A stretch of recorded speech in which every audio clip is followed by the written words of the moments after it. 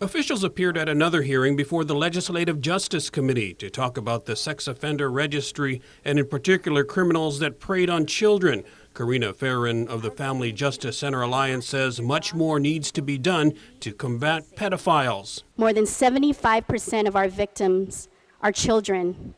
As I read through it, many of our government agencies have failed victims time and time again, and yet we are releasing pedophiles only to hurt more victims. Our Attorney General's office and our courts have failed to fight effectively on behalf of these codes by allowing softer sentencing for serious perpetrators who are given little to no jail time. Corrections Department Parole Chief Michael Kinata says they're trying to step up monitoring of offenders. As a result of what's been happening, the board decided that since these guys are only required to report once a month, the board is ordering that any criminal sexual conduct case where the victim is a minor, they're going to be required to be reporting once a week.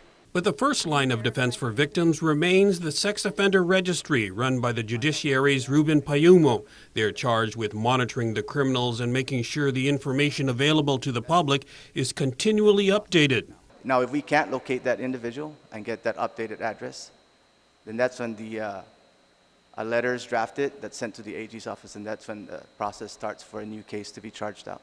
But Monique Baza, also of the Family Justice Center Alliance and a criminal sexual conduct victim, says there are still offenders roaming the streets with apparent little supervision, such as one man she's aware of who frequents the Agana area. The very thought that he has so much access to children who are around the same age as his victims is very unnerving and unsettling, and this is a perfect example why public notification of individuals on the Sex Offender Registry is important.